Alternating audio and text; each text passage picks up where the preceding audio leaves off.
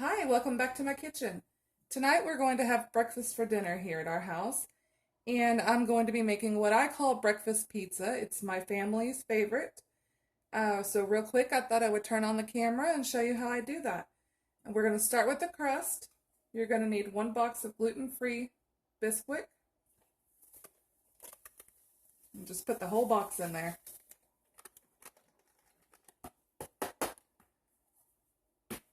And you're going to put half a cup of butter. This is cold butter that I sliced up. You're going to use a pastry cutter and just blend that in.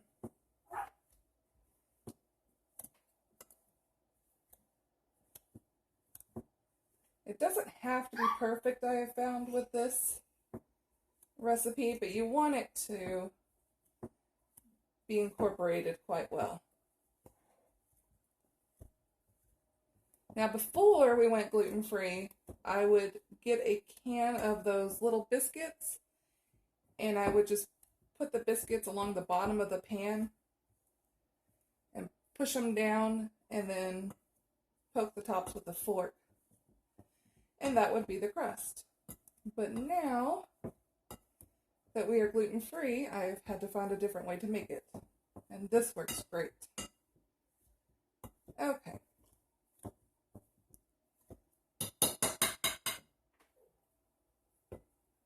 That looks good. You'll see that it's not perfect. There's still some bigger chunks, but it all works out fine. So I'm going to put 3 large eggs in here.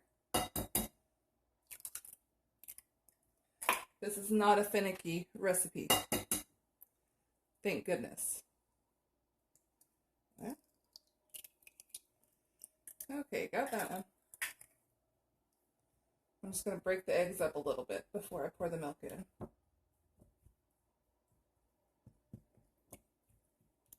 Okay, and then 1 cup of milk.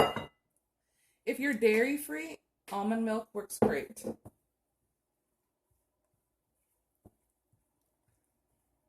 This is just regular cow's milk. We're not dairy free for the most part. Some of us cannot drink cow's milk, but we can cook with it. Now you're just going to mix.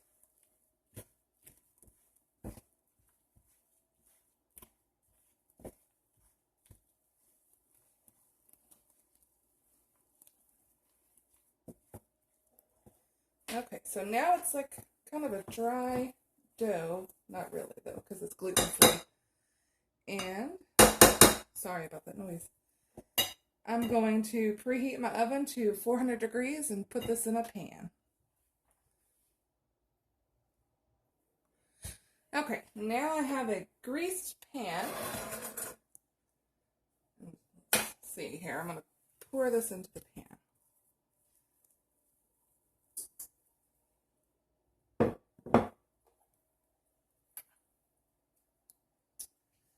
And I'm just going to spread it out the best that I can into a thin layer.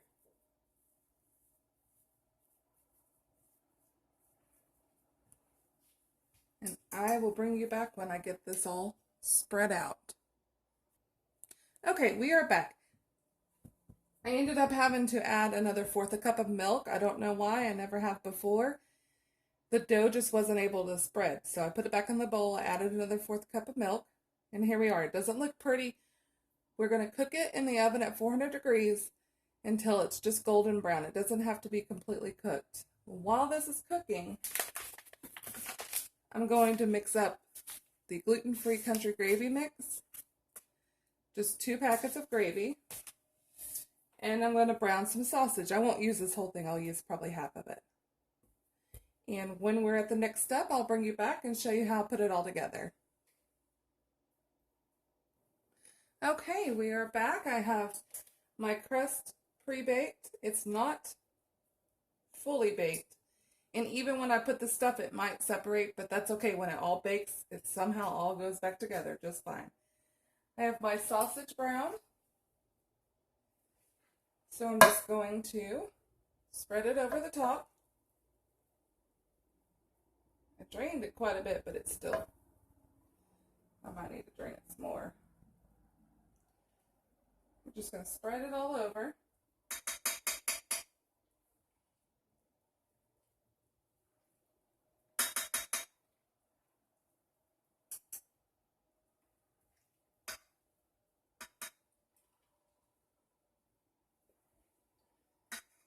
Let's see.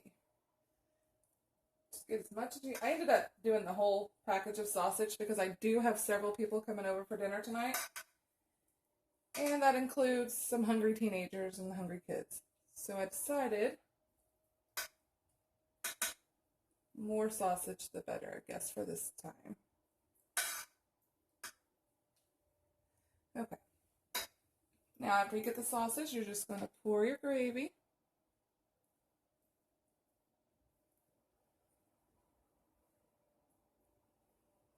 Just all over it.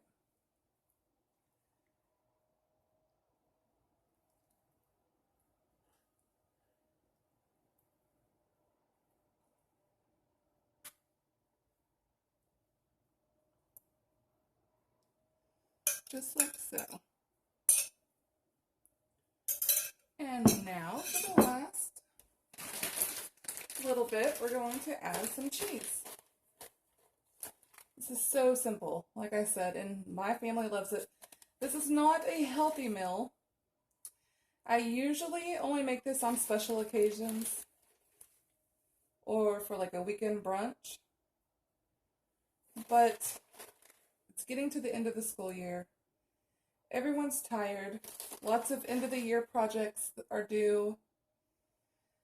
So why not have a fun breakfast for dinner? And it's their favorite meal. So I know everyone will eat good tonight. Now, to make it pretty, we're going to add some parsley flakes. Just for looks.